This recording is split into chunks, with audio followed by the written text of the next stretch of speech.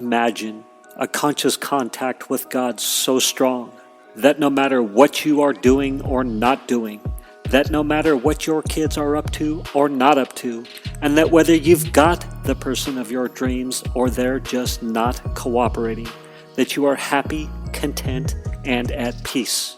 A space where everyone else's thoughts, attitudes, and actions are beautiful and exactly as they are supposed to be. Well, this is the space where I like to play. My name is Misha Z, and this is today's Bitch Slap. Join me as I shed light on the thoughts, actions, and attitudes that are causing you pain, and we train our minds to go to the capital S inner self, the joy that is waiting for us, the God within. I noticed that I write down ideas to talk about for episodes. I write down episode ideas. That's what I'm trying to say. I write down episode ideas, and then days later, when I want to talk about them, I'm not as excited about them, or the story doesn't seem as fresh. I feel like I won't be able to convey the story as well as I would in the moment. So I will not do an episode about it. So I have stacks of ideas all over the place, which I think is really interesting. And I wonder, perhaps that's how it is with songwriters, what do you call them? Comedians, as you write down ideas. So for this episode, I thought I would tell or do an episode on one of the ideas I had written down via a story. So something happened and it was a great story. And then days later, I'm like, well, I don't think I'm going to be able to talk about it with the same vim and vigor as in the moment. And I've probably totally deflated the story with this commentary anyway. But nonetheless, I'm going to give it a go and let it rip. Because part of being a good storyteller, I suppose, or I believe, is being able to tell a story over and over again and have it sound fresh and exciting. And again, I've deflated the story just by telling you this. But think about comedians and how comedians, really good comedians, they look like they are just coming up with these jokes in the moment, but they have practiced them and practiced them. And that's their gift, to bring that energy, to make it alive in the moment. Anyhow, I did have a funny moment, and basically here's the story. So a few days ago, of course, a week or so ago by now, I've completely lost track. And this is all true, by the way, stuff that happened. So I had sent an email to quit the CCX. I sent it to the coach. I was like, I quit. I'm done. I can't take it anymore. Or I think I quit. I left a small window of perhaps I'll stay. And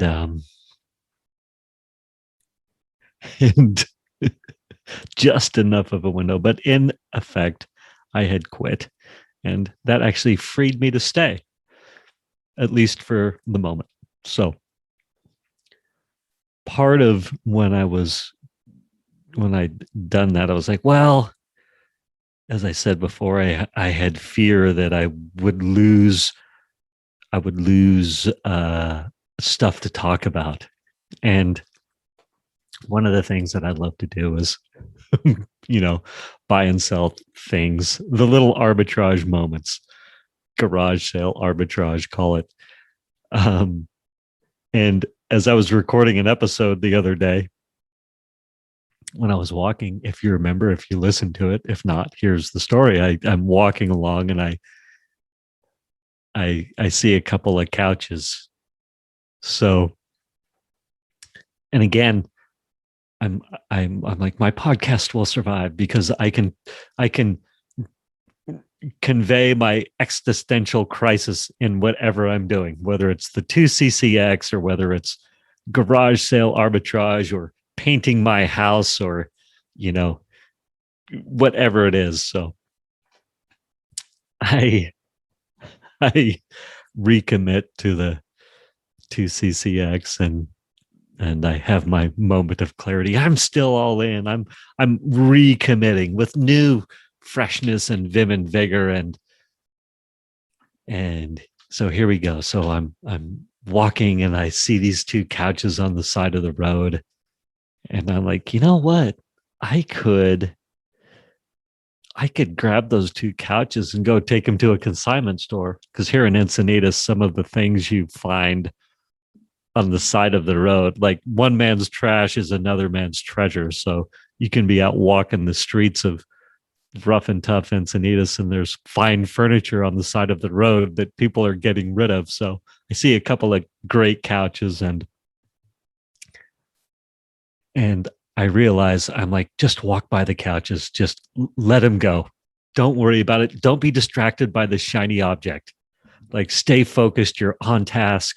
New commitment to the 2CCX. You've got work to do in that regard. So walk by the couches.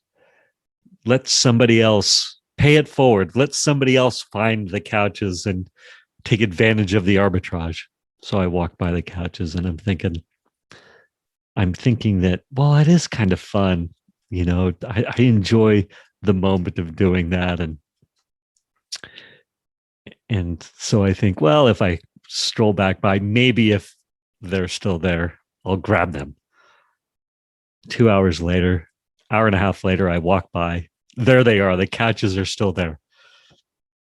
So I'm thinking, I bet I could flip them quick. So I go grab my pickup truck. I got this old pickup truck and drive back to the couches, load them myself, by the way, because I know how to do this. I'm like, I literally know how to get a couch in the truck by myself. So there's a couch with an ottoman and this big old 1960s chair, one of those well-made heavy chairs. Somehow I get all this stuff in the truck, and like it's the Beverly Hillbillies style. I've got straps in the back seat of my truck, so I grab these straps, Beverly Hillbillies style, strap them in and head up to the consignment store. I'm like, this is going to be easy. It'll take me max an hour. And I start the timer when I grab my truck. So I get up to the consignment store number 1, by the way. And yeah, they say, we're all fill up on couches right now. We don't want them. So all of a sudden, I've got all this big ass furniture that is not going to fit in my house. And I'm like, oh my God, I totally took those other people's problems off the street and put them in the back of my truck. And my life is flashing before my eyes. I'm like, this is horrible. What have I done? This was supposed to be fun and fast. So I regather my thoughts and I go, head to consignment store number 2. Oh, and sometimes the people who work at the store will take the extra furniture. So if the store doesn't want it, the consignment store doesn't want it, the workers there will be like, oh yeah, we'll take it. We'll sell it somewhere else or use it for their own. And that happens a lot. And they looked at it and were like, nope, we are all full of couches. Nobody wants a couch or an ottoman or that big chair, heavy big chair. Oh my gosh. So I go to consignment store number 2, and I don't know if I charmed the helper or what, but she says, oh yeah, we'll take that couch and ottoman. We should be able to sell it. I think, thank goodness. And I have to unload it myself. And it's a burly process. And by the way, my truck is not super clean and shiny. So I'm scuffing up the couch. I'm doing more damage than good. A saleable product is becoming less saleable by the minute. Somehow I get it off the couch, get it off the truck, get it into the store on the dolly that they've provided, along with the ottoman, big ottoman. And they give me my receipt, and they say, "Yeah, we don't want that chair. It's not modern enough, not contemporary enough." And I'm thinking, this is one of those cool, antique, well-made, like, those well-made American furniture that looks cool. For a while, America made cool, well-made furniture from like the 50s, 60s, 40s and such. It was one of those kinds of chairs, had the labels on it and everything. And so I was very surprised. And I take a risk. I'm asking, I'm like, "Well, do you guys ever haul this stuff to donation or anything?" And she looks at me, and I think she could see the terror in my eyes. She knew I was in trouble. She said, "You know what? We'll take that and we'll donate it for you.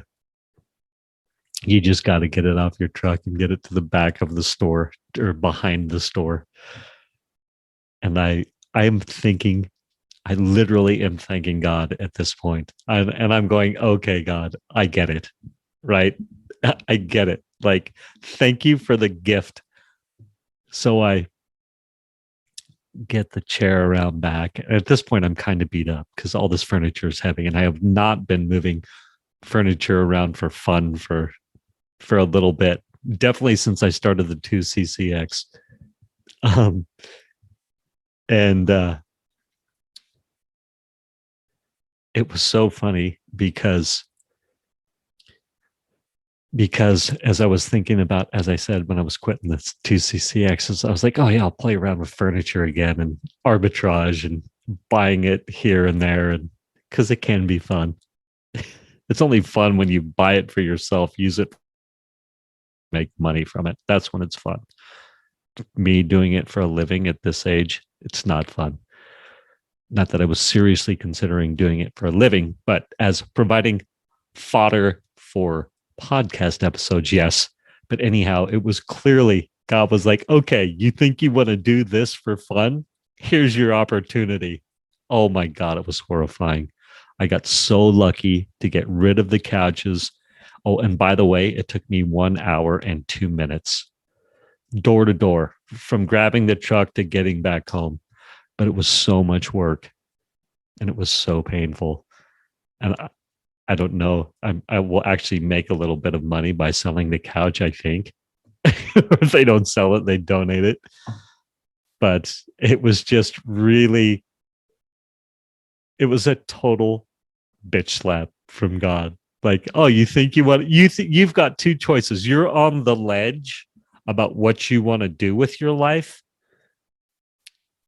Like, you want to leap. Which way do you want to leap?" And it was clearly I made the choice by leaping back into the 2CCX.